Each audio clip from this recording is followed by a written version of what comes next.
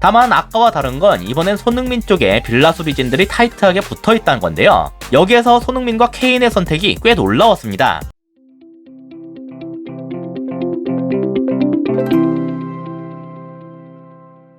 안녕하세요, 축구보는 기자입니다. 토트넘이 아스톤빌라에게 4대0 대승을 거뒀는데요. 특히 이 중 3골을 손흥민이 넣으면서 큰 화제가 됐어요. 그래서 오늘은 득점 장면에서 나왔던 손흥민 및 공격진의 장점들에 대해 분석해봤는데요. 이건 첫 번째 골이 터지기 직전의 장면이에요. 지금은 다이어가 볼을 잡고 있는 중입니다. 먼저 빌라의 모습을 보시면 4-3-3 형태 그대로 수비하고 있다는 걸 알 수 있는데요. 앞에 6명을 통해서 토트넘의 센터백 라인과 중미들이 볼을 풀어나오기 어렵게 만들었어요. 이게 좋은 효과를 보기 위해선 전방 라인과 센터백 라인 사이에 간격을 좁힐 필요가 있습니다. 그래서 지금 최종 수비 라인도 꽤나 많이 올라와 있는데요. 비록 이것이 경기 전체적으로 봤을 땐 아주 좋은 효과를 보였지만 반대로 이건 손흥민을 포함한 토트넘 공격진이 활용할 수 있는 뒷공간이 크게 열린다는 뜻이기도 했습니다. 다이어는 생각보다 롱패스를 뿌리는 능력이 괜찮은 선수예요. 그리고 이를 손흥민이나 케인도 이미 알고 있었던 것 같습니다. 아직 패스를 뿌릴 모션을 취하지도 않았는데 둘 모두 벌써 침투하고 있죠. 하지만 빌라 입장에서 이걸 막기가 그렇게까지 어렵진 않았어요. 어쨌든 4백 라인이 건재했기 때문에 롱패스가 날아오는 걸 잘 차단할 수 있었습니다.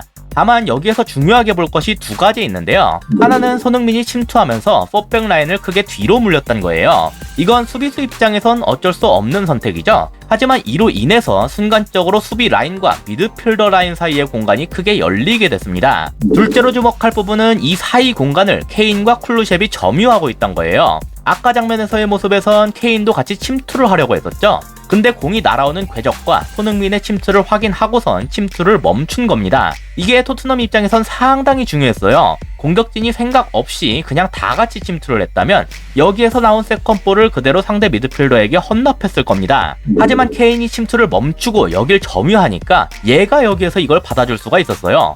중앙 미드필더 둘이 꽤 낮은 위치에 있는 토트넘의 상황을 고려하면 케인이 여기에서 이렇게 세컨볼 싸움을 해줄 수 있다는 점이 더 소중하게 느껴졌습니다. 상대하는 입장에서 케인이 더욱 무섭게 느껴지는 건 이렇게 자기 앞에 볼이 떨어졌을 때 이걸 그냥 논스톱 슈팅으로 처리할 수 있는 선수라는 거예요. 세컨볼을 받은 다음에 뭐 볼 잡고 컨트롤하고 그런 게 없으니까 수비하는 입장에서 반응하기가 너무 어렵습니다. 그나마 다행스럽게도 이건 수비수 몸을 맞고 굴절되면서 수비가 되나 싶었는데 이게 웬걸 그 수비수 맞고 떨어진 볼을 이번엔 손흥민이 잽싸게 달려와서 처리했어요. 케인과 마찬가지로 손흥민도 뭐 컨트롤 그딴 것 없이 바로 찼습니다. 당연히 이번에도 수비수들이 반응하기가 어려웠어요. 그리고 이게 그대로 골대를 맞고 들어가면서 득점으로 이어졌습니다.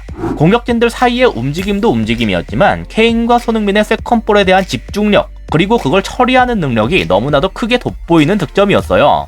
이번엔 손흥민의 두 번째 득점이 터지는 장면입니다. 지금은 로메로가 볼을 잡고 있는 중인데요. 빌라의 쓰리톱이 이렇게 움직이면서 로메로가 직접 전진할 수 없도록 방해하고 있습니다. 아까와 마찬가지로 이번에도 짧게 풀어가기는 쉽지 않았는데요. 다만 이전 로메로 영입 영상에서 말씀드렸던 것처럼 로메로는 상당히 좋은 패스 능력을 지닌 선수입니다. 아탈란타에선 위치와 역할상 그걸 아주 많이 보여주진 못했지만 통계적으로 봤을 때 성공률 자체는 매우 높은 편이라고 소개했었는데요. 이번 장면에서 그 장점을 제대로 보여주더군요. 한 번의 롱패스를 통해 이번에도 토트넘은 전개를 이어갈 수 있었는데요. 이번에도 라인 사이의 간격을 좁히기 위해서 빌라의 수비진이 상당히 라인을 끌어올린 상태였습니다. 케인이 롱패스를 받기 위해서 내려가니까 센터백 하나도 같이 끌려왔는데 이 틈에 손흥민이 중앙으로 잽싸게 침투했어요. 이전 영상에서도 말씀드렸다시피 손흥민은 좌측 윙어 내지는 공미에 해당하는 선수지만 공격 시에는 이렇게 중앙으로 들어오면서 중앙 원톱처럼 움직임을 가져갔습니다. 그래서 이번 경기에서도 선수 평균 위치를 보면 손흥민이 케인과 함께 마치 중앙 투톱처럼 보일 정도였어요.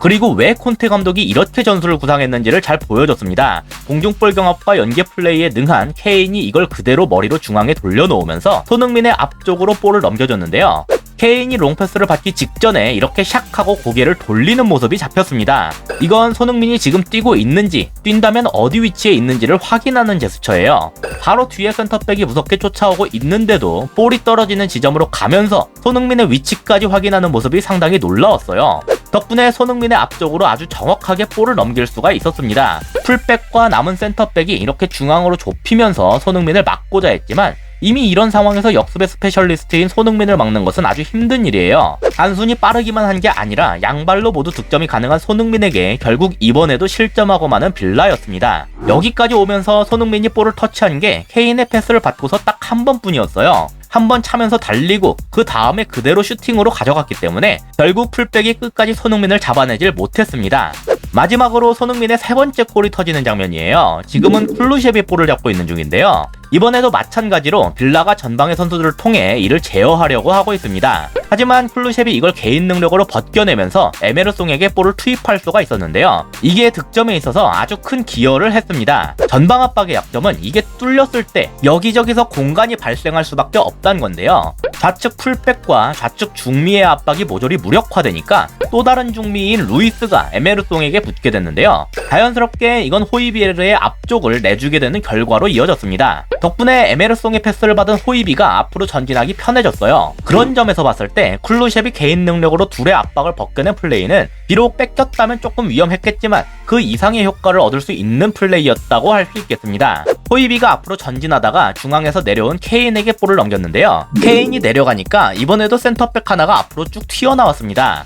어째 아까 두 번째 득점 장면하고 비슷한 그림이죠? 케인이 내려가니까 손흥민이 중앙에서 대신 침투하고 있어요. 다만 아까와 다른 건 이번엔 손흥민 쪽에 빌라 수비진들이 타이트하게 붙어있다는 건데요. 여기에서 손흥민과 케인의 선택이 꽤 놀라웠습니다. 지금 빌라의 좌측 센터백이 앞으로 튀어나와 있으니까 그 뒷공간이 많이 비어있죠? 그래서 손흥민은 굳이 지금 자기가 있는 쪽이 아니라 이 뒷공간 쪽으로 침투 방향을 바꿨어요. 케인도 이걸 보고서 손흥민이 침투하고자 하는 쪽에 패스를 넣어줬습니다. 어차피 좌측 센터백은 당장 이걸 따라붙을 수 없는 상황이기 때문에 이렇게 손흥민이 침투한다면 붙을 수 있는 것은 우측 센터백 뿐이었어요. 2대1 상황보단 1대1 상황으로 붙는 편이 훨씬 안전하다는 점에서 이건 아주 합리적인 선택이었습니다. 다만 그 우측 센터백이 생각보다 손흥민의 침투를 잘 저지하더군요.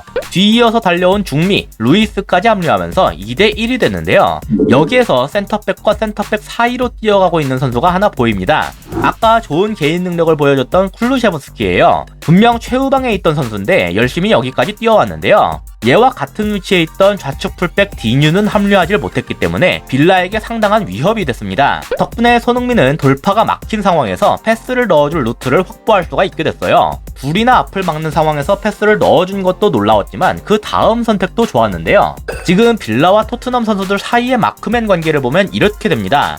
거의 뭐 다 하나씩 붙어있는 셈이죠. 움직임에 따라 바뀔 수도 있겠지만 기본적으로 모두 1대1 상황이에요. 그래서 손흥민은 그대로 측면으로 가는 게 아니라 이렇게 중앙으로 들어왔습니다. 본인의 장점을 최대한 살릴 수 있는 위치인데다 현재 갖춰진 1대1 상황에 혼란을 줄 수 있는 선택이었어요. 덕분에 측면에서 쿨루셰비본의 패스를 중앙에서 받아줄 수가 있었고 이걸 그대로 처리하면서 해트트릭을 완성했습니다.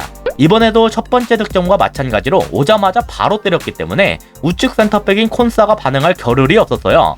다른 건 뭐 왼발이 아니라 오른발로 처리했다 정도겠네요. 빌라가 아주 좋은 경기력을 보였음에도 이걸 철퇴 몇 방으로 정리해버린 토트넘의 공격력, 남은 시즌에서 챔스 진출권을 확보하는 데 있어 가장 큰 힘이 되지 않을까 싶습니다. 이상으로 오늘의 영상을 마치도록 하겠습니다. 시청해주셔서 감사합니다.